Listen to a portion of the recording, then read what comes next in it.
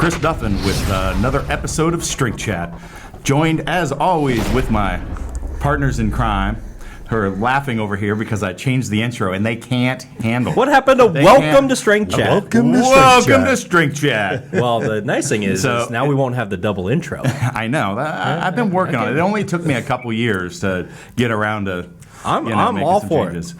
So Well, it prevents him needing a script, though. That's if he's true. got the bird chatter is coming from the wizard of training, Mr. Brandon Sender, and our mature athlete and coach, Mr. Rudy Cadlub. Mr. Now I've been downgraded. Okay. Dr. Rudolph. Professor Rudolph. Professor Rudolph. So, there's all sorts of like conspiracy theories and stuff like that running around right now, and I've got one I want to talk about. I think it's the talk. Well, it should be the talk of the world. What's going on right now, and it's related to. Well, it's related to a deadlift, or actually some post-deadlift antics, we'll say. So most recently, Thor, with an amazing 501 kilogram deadlift that he did, has bested Eddie Hall. There's some argument over, records and whatnot. Let's not get into that. The conspiracy is, I think that this boxing match is 100% planned in advance. Like, there's no way that like a day or two afterwards they've got an event booked in Vegas with all the graphics with sponsors, and I'm like, which I don't. That's I definitely agree. And the thing that I'm disappointed about is that you never called anyone out after you deadlifted 1,000. Well, I didn't have an antagonizer first. You just pick one. That's how being the heel is. Okay. Well, I tell you, I want to play a game. Eddie definitely played the heel, so they definitely had this in the books. That's why Eddie played himself. Well, what I think our listeners really want to know is who you would have called out. Come on. I don't know. Who would I call out? I don't know. That's what I'm asking you. God, who do you want to get in a boxing match with? I'm going to call out Eddie Cohn. Eddie Cohn, we're going to go down. Oh, wait, no, I'm not. He fights with knives. He fights with knives. I just realized. I'm like, damn it. The first time I met him, he pulled me in. You're not a fighter, Chris. You just stick with the deadlift.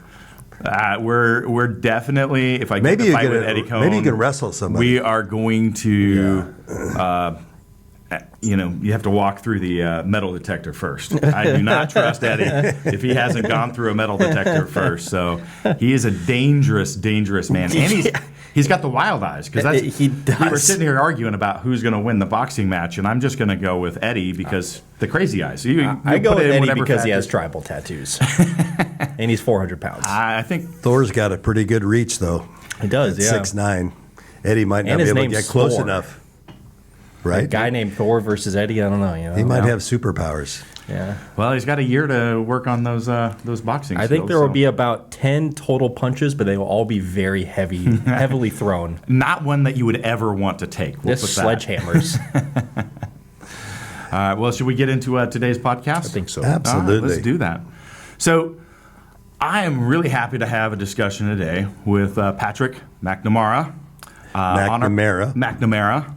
He said I could say it either way. So welcome to the show, Pat. Hey, thanks for having me, guys. I appreciate the opportunity to be here. Awesome. I love your recent videos. Before that, I probably should do a little bit of introduction for our audience that may not know who you are. So Pat spent 22 years in special ops, has worked, started in the marksmanship side and works on coaching marksmen like through any level of discipline. But per his own words, found that just pulling the trigger, there was a little bit more involved, and started getting involved in basically the training and other activities that are related around that, and that's kind of been his focus of late. He's an author, Sentinel, and gosh darn it, I forgot the other one that he did before that, but strength training as it relates to tactical populations. And I've been following Pat for quite a while, and I've been really impressed with what I see as far as how he trains, the work effort that he puts behind it, and the pure comedy as well. Now, right on. Other things of interest, though, about Pat is his lifelong love of bird watching and ink drawing. So, nice mixture of things. So you can find him on tmaxinc.com, or pretty much just type his name in and you'll pop up his Instagram. I follow him on Instagram and LinkedIn. So I think I covered enough ground there. I'm sure there's several other accolades I could drop in there, but I should give our audience a little bit of info about you. Yeah, so that was pretty good.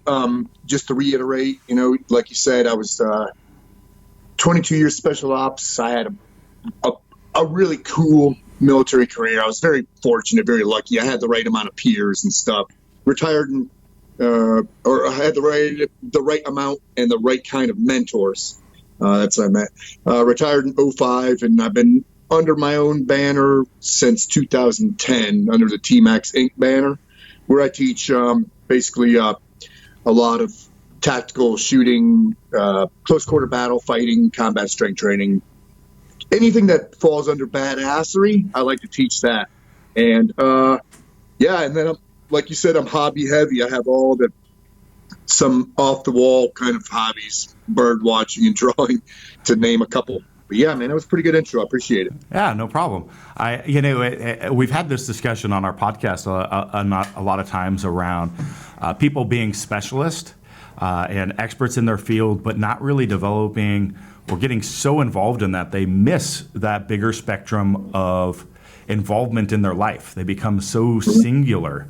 And so I think maybe that's one of the reasons I like following you is, some of the video content that you put out, and just you can tell that you're very well-rounded in other areas. You've got other areas that you actually enjoy in life, just besides, the tactical and the strength training side. So I think that's good, especially for like mental health and stuff, which I could imagine is a big thing in dealing with some of the populations that you deal with or have been around through the course of your career.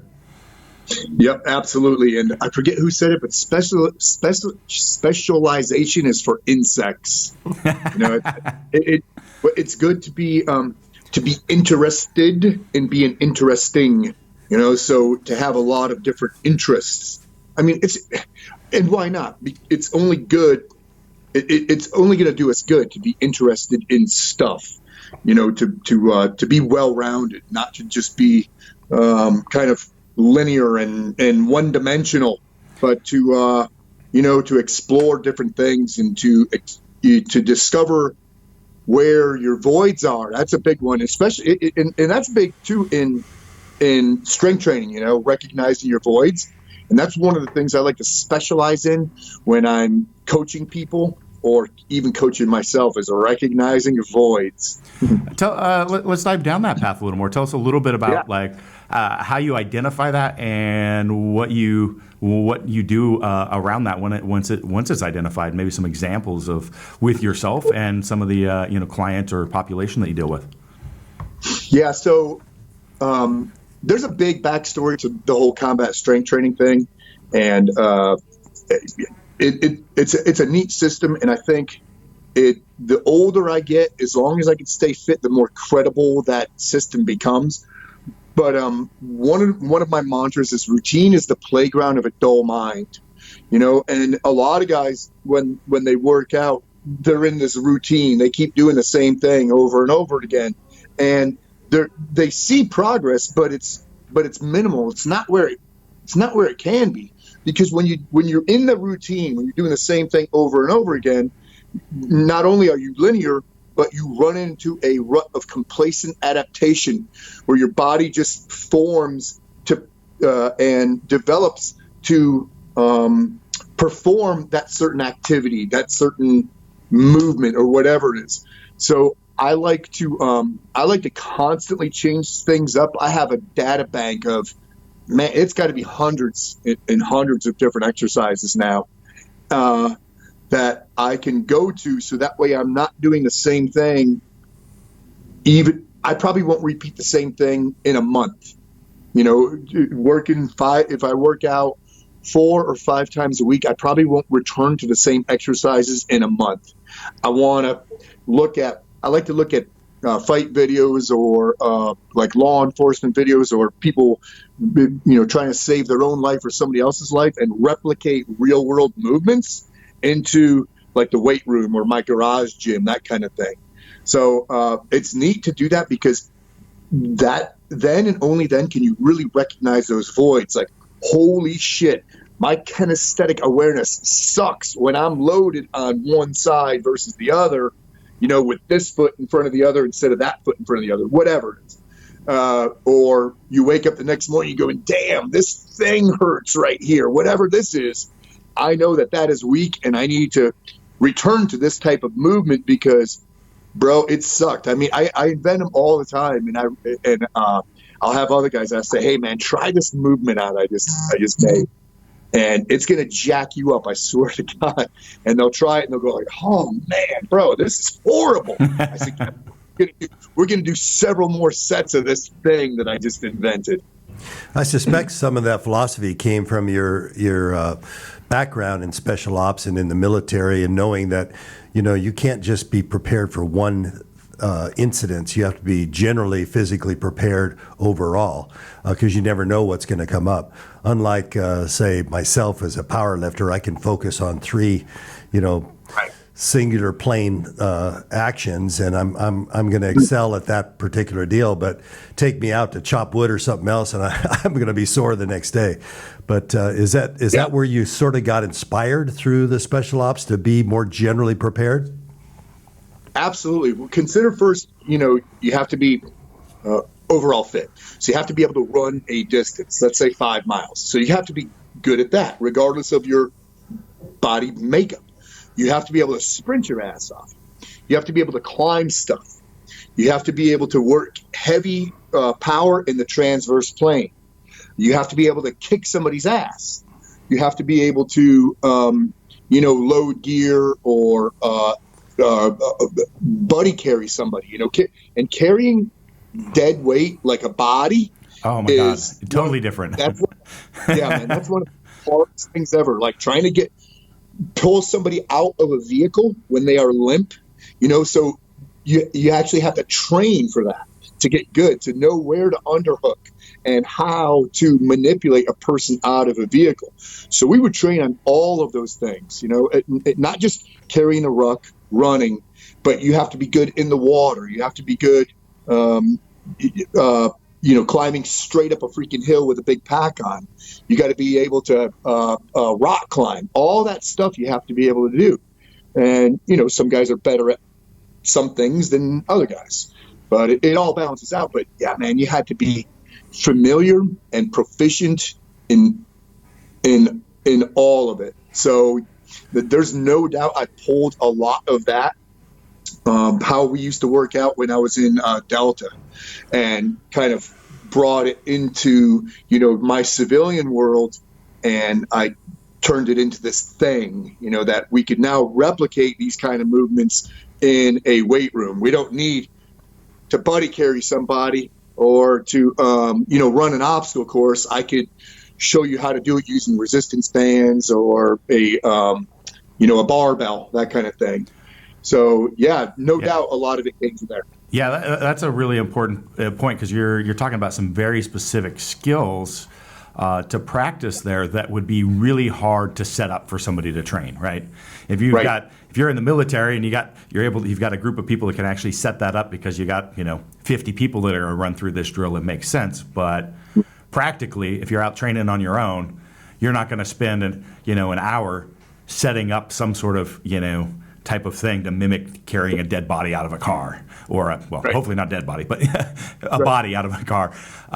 And so being able to translate that into how do I actually perform this in my gym or garage or wherever, so I can get an effective workout in the period of time I have allotted. And that takes some thought to figure, and thought and experience to be able to put that together in an effective manner that's also going to be able to translate back to those environments, right?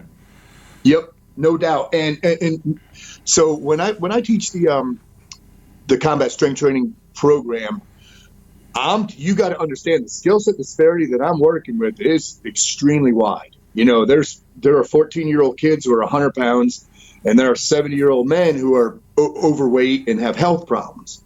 So I've got to find a real balance, and I've got to do it. I work performance-based training, and performance-based training recognizes that we all perform differently, and performance can be measured by doing what we can with what we have. So I've got to be pretty freaking careful about it. Like for me, I love the Olympic lifts. You know, I love the deadlift. I love the squat. I love those. I love the clean family, but I am apprehensive to teach it to guys only because I know that I'm not going to be there to coach them through a movement, and a couple hour block of instruction isn't enough for that. So I teach guys a lot of transverse plane of motion stuff, because when it comes to guys working out, they live in a sagittalistic environment where everything's this way. Oh yeah. And that's fine if that's your sport, you know, and there's a difference here. But an everyday dude who's not going to compete in an Olympic lift needs to work in that transverse plane, because that's where life-saving and ass-kicking take place. You know, that rotation on the axis. Oh, yeah. So, yeah, we do a lot of transverse plane type of work. The other thing I started doing is I haven't been going as heavy. And that's a self-preservation longevity thing. But I haven't been going as heavy lately. I've been really tricking up the body more. So for instance, I'm no longer doing back squat, because I could do a shitload of weight freaking back squat, but put that weight on the front, everything changes. You know, you're taking plates off now, and I think it's better for you, you know, to do that front squat, and it sucks a lot more. Same with my deadlift. I'm doing, instead of straight up deadlifts, I'm doing either suitcase deadlifts or shovel deadlifts. So I'm, loading one side. I really like those shovel deadlifts. I'm a big, I've got a few different plays on that I do. Actually, I do some with our shoulder rock. It's got a big weight lever on just one side of it. And man, that can light up some weak areas in people really fast. Man, those are money. And talking about recognizing voids, if you keep the bar, as prescribed deadlift, and you keep that bar, you're with wherever your hand marks are on those neurals, and you replicate the same movement as you would as if both sides were loaded, when now only one side is loaded, you are working. Yeah. I mean, one side of your body is going to be on fire. You know, that core, from trying to maintain that bar staying level. Well, I mean, it's easy to be all cattywampus and lift that bar with a shovel deadlift, but man, to keep it even, damn, bro. Yeah, and a lot of people when they think about core strength, they're just thinking about that rectus and not that entire sling and the stabilization that has to go on. And you'll feel that all the way up through the lat into the shoulder, down through the lower extremities as well. So really, really cool stuff. We definitely need to spend some time, maybe outside of this podcast. I'd love to introduce you to some of our tools that can actually mimic some of these patterns that we're talking about, particularly like front squats and other stuff. We'll do that another time. Our audience is hopefully quite familiar with that. If not, of course, check out Kabuki Strength. But love hearing the application on those. Brandon, do you have any kind of thoughts or questions that you want to dive a little deeper on some of this stuff? Yeah, I really like some of the discussion around being creative with exercise selection, especially with populations who are doing non-traditional movements as part of their sport. There's the things you listed were essentially infinite when it comes to tactical training, because you ultimately don't know what situation you're going to be faced with, or the environment that you're in, or really who's in front of you. One of the things that I'm really interested in is kind of picking your brain about determining priorities for someone who's new to you. So you listed off swimming, running, rock climbing, strength in a transverse plane, and many different things. But you also mentioned that you have 14-year-olds and 70-year-olds who are coming to you for training. I'm assuming that from my perception of looking at tactical training, it really seems like a lot of the people who are getting into that are doing it mostly for themselves, not even necessarily for a profession. They're getting into it because they want to be stronger, more prepared. And how do you go about determining a starting point for someone who is just getting into tactical training or wants to have these types of skills? All right, so I lost you there for a couple seconds just to let you know, but I got the gist of this. So what when I teach my system, I break the work week down. Break the work week down into a power day, a strength day, speed and quickness, hypertrophy, and skills. So now it works across the full spectrum of training. It works for everybody.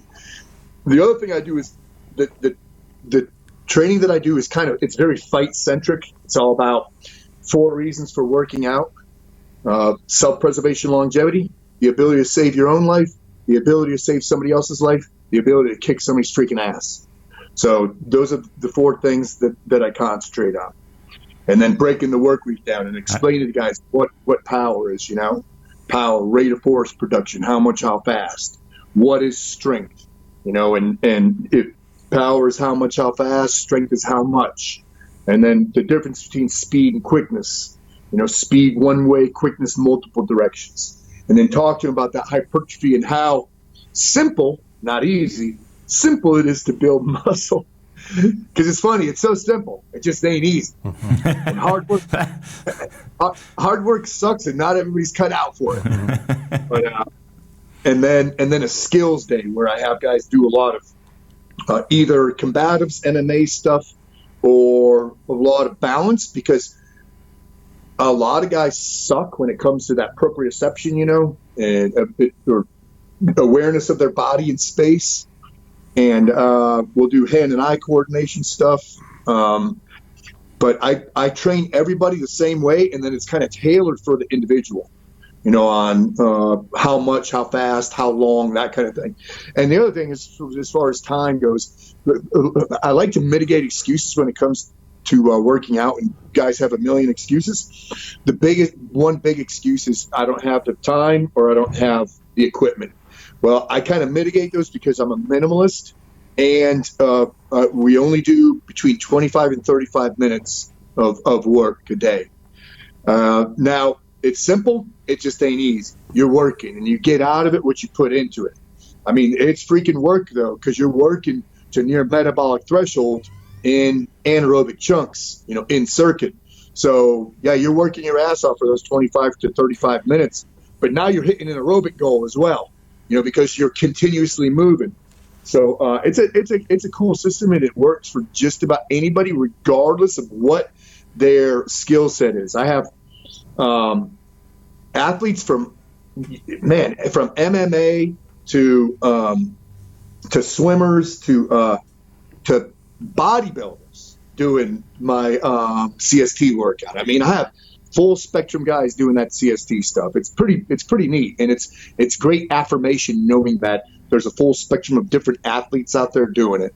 Yeah, one thing that keeps coming to mind as you're discussing this is the term functional, and we often kind of cringe at the use of the word functional because it's usually like hokey exercises that don't really have a huge level of trainability. You don't get that much out of them, but they look cool. But you're really talking about preparing individuals for the functions of their everyday life, and to me, that's what real functional training could be. A lot of people call CrossFit like the ultimate type of functional training, but it's really non-specific, and it does tend to be weighted towards a handful of exercises completely, whereas the things that you're discussing is really preparing people for everyday life. And I think that's ultimately where what interests a lot of people about tactical training. I know if anyone's ever gone out and shot a gun for any period of time at the range or what, it's actually a lot of freaking work. Once you get to like 30 minutes in or an hour in. I was with Jesse out at the rock quarry, who's our engineering or our shop manager, and it was actually a lot more work than I had anticipated. Just squeezing the trigger and holding the gun, trying to shoot and managing your breath around. Trying to shoot the same target too. Like I could just shoot, but it is actually a lot of work, and I think that's the thing that most people are interested in with tactical training is that it does comprise many different elements of being an effective human. Well, I like those four priorities of self-preservation longevity, self-preservation, saving someone else, and then being able to just generally ass kick. Like I like that thought process around those 4 priorities. But also your elements apply not just to tactical sports, if you will, but sports in general. When you talk about speed, strength, quickness, power. I mean, I was thinking football. I was thinking about a running back, when you were talking about that, changing directions, accelerating, putting his head down and, taking a blow or dishing out a blow.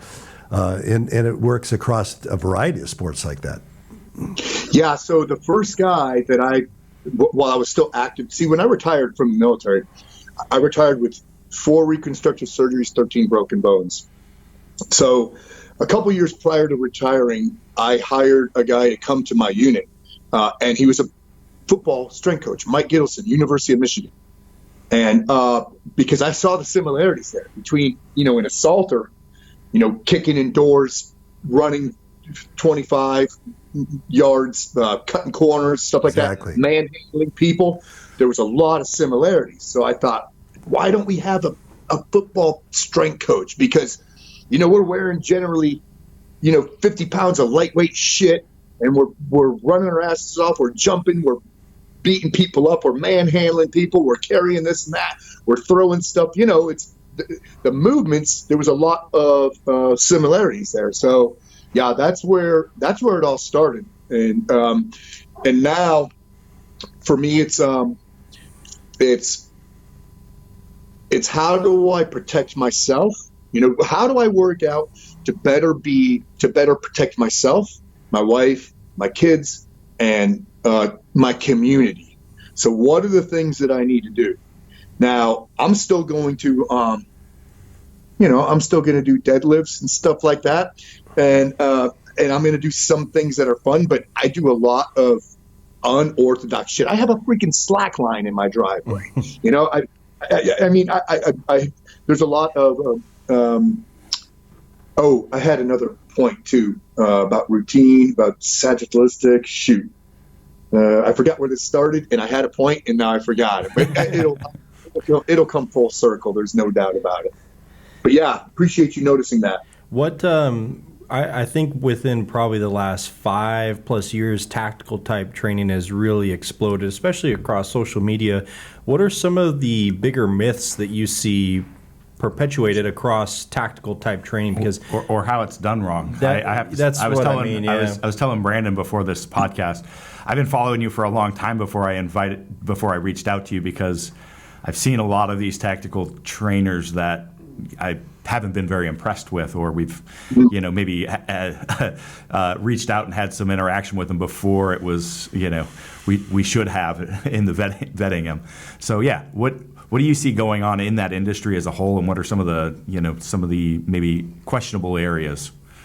All right, so in my industry, I am cordial with almost everybody, all the big names. There's hundreds of small names I don't know.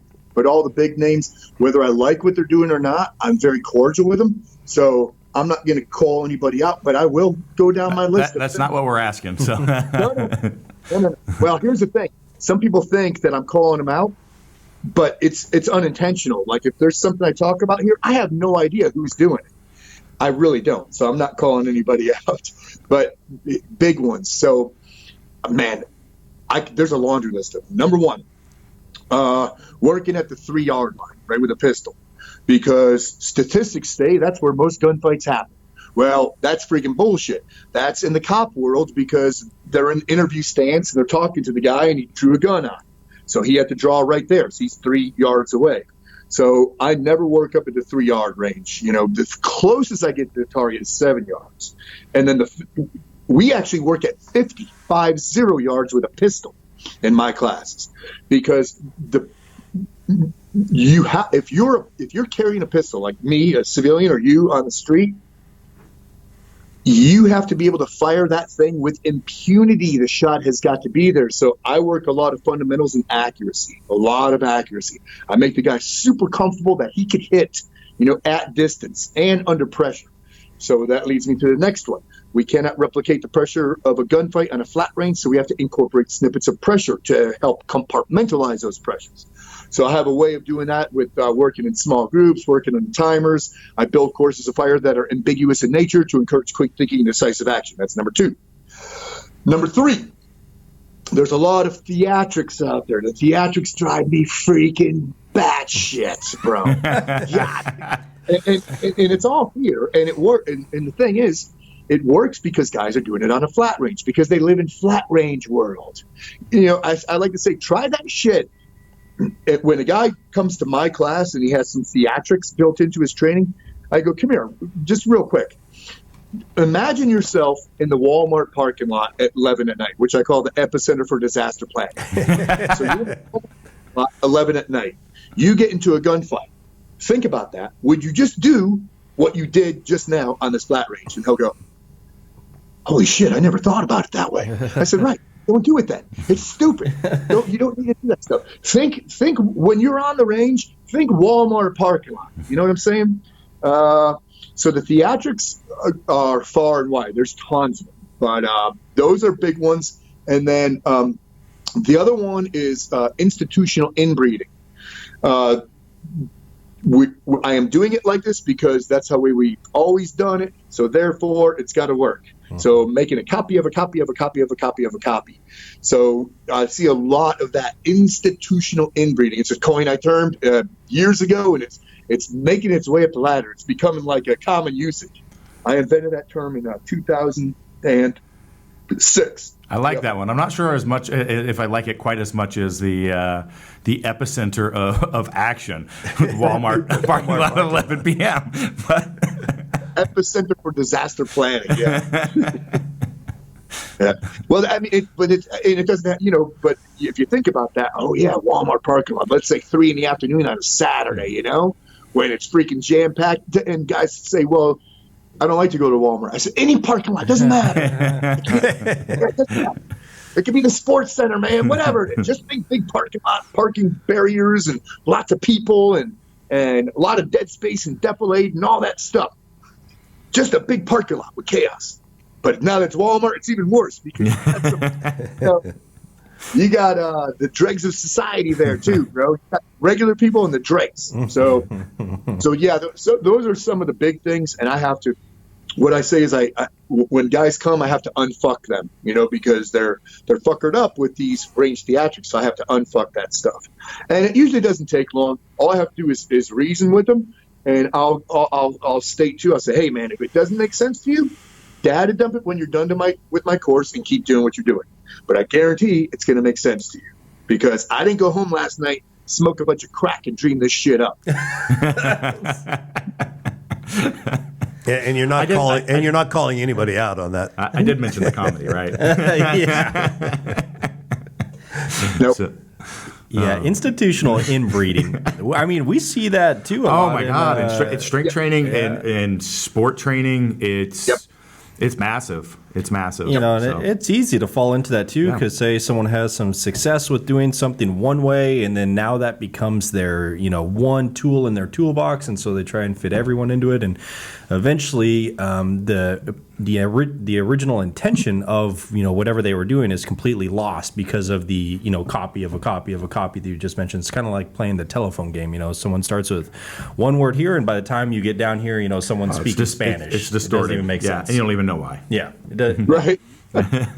So and it's hard to know that you're even falling into that too until you start really asking harder questions about the things you're doing, which is hard to do by yourself. This ties it back to bird watching and ink drawing at the beginning, like the being well-rounded and seeking other things, because it means you're interested in trying to find answers in all different areas of your life. You're exploring and asking questions and trying to gain knowledge, and you should be doing that of your core things as well. And some people are very in a box. I'm gonna execute and move forward, and I was kind of going to talk like just my thoughts along that at the beginning, but I thought I would be a little off track. But it comes right back in now. On track, it comes right back in now, right? Well, that's something that we've gone back and forth to frequently it's been a little while since we've done a podcast, but over the last few podcasts, we've talked about, having a wide base of interests and not being so tied to any one thing. And I think that's something that, we all have. That mental flexibility and maintaining that in your life is going to have an impact on. Dare I say that's things. becoming a bigger part of this company too, I would say. Yeah, I would across think so. the board. Yeah. As it should. Less of Don't want all your eggs in one basket, Yeah, not just when you were talking about institutional inbreeding and you were talking in the way we do things, the exercises, for example, and we're doing the same things we did 10 years ago because of the copy of the copy of the copy, but it also applies to the tools that you use too. And we have our company has developed and kind of broken a paradigm away from some of the traditional tools that are used in strength training. And it's unusual to see that, but it's important to keep your mind open to change. You remember the first year and a half, we hardly sold a single transformer bar, and now they're in almost every MLB team. It's a must-have for everybody. In the NFL and NBA now everybody gotta have one. But it was so different. Nobody could wrap their mind around, well, that's not like anything we've ever used before. Why would we need that? Exactly. And so we create a lot of just very different tools. And the first question is, I don't need that. What is it? And right. So I think more and more people are becoming more open-minded to that kind of stuff. I mean, look at, in the 70s, for instance, even into the 80s, if a guy worked out, he was very literal. It was Muscle and Fitness magazine. Yeah. Back and buys, legs and whatever it was. It was that stuff because that's all we knew. And more and more, there's not only are there several different disciplines when it comes to fitness and athletic competitions, but there's a billion different trendy workout styles now. There's a whole bunch of them, and I love, in case in point, I love making shit up and passing it on to people. On the interwebs, I post all kind of good stuff for people to watch. Because some people just lack imagination and creativity. But I do follow other people too, and I go, man, that is a good idea, and I'll comment. I say, hey, thanks for that idea. I'm going to use that, and I'm going to mention you in this post because that freaking rocks. But I kind of follow people who are doing the same kind of thing that I'm doing, a lot of rotational stuff, breaking the work week down, explosive one day, strength another day, that kind of thing, and low impact because I need to think stronger, longer. I want mobility is survivability, motion is lotion, and I want to be super fit for a long time down the road, So I'm pretty careful and tentative, but I'm still getting after it hard. Yeah, we appreciate that. So just a side note, I won't mention we've got another mature athlete that puts you, I think he's quite a few years older than yourself, maybe a few decades. I don't know. Sitting over here. Still going. We're, a big believer in, this is strength training. I like to think about it. I use the word resilience a lot. That's what we're doing is we're trying to become more resilient to stresses. And if you think about that, what you're doing is 100% applicable. But that's how we become a stronger, better person is to have those stressors and, and become more resilient as a result. And that is not something that is you do during your 20s and 30s. That is a way of life, and it's going to lead to a better life no matter what age you are. In fact, if you take it away, argue that the definition is you're going to have a lesser quality of life if you become less resilient. Doesn't matter the age. There's not I'm 70, it's time to retire, and not do that. It's time to sit on the couch. That is, not knocking anybody that makes that decision, but there are implications from that. Yep. Yeah. How many of your clients, you said use that, have excuses, but they use that excuse, I'm too old to get started with that. Yeah, that one kind of pisses me off, especially when they aren't open. You know what I mean? Right. Yeah. I Someone said have the other one- day to me they're 51. And Yeah, right. they're struggling, They say, I don't know if I can get into that. I go, well, I got 20 years on you, pal. So it's never too late to start. No, I have fewer guys who are in their 60s and 70s bitch about age than guys who are in their 40s. Yeah. You know what I'm saying? That's what I love. 'Cause yeah. Kidding me? No. You can use me. I- You can use me as an example. So I've squatted and deadlifted 1,000 pounds for reps in my 40s, which I Right. think is I like being able to say that. I'm proud that I did it, older and not like at 32 or something like that, because I've dealt with so many people with that excuse with people around my age, and just like oh, this back, this knee, whatever. I'm like, been there, done that. Like, what's your excuse? So I've gotten affirmation for this from several different athletes, but I believe that the fittest of a man, if he's been active his whole life, the fittest of a male's life, the fittest age is mid-40s. That's when he's the strongest, the fastest. I mean, he doesn't recover like a 20-year-old does, but that's when I was, just really freaking on top of my game at mid-40s.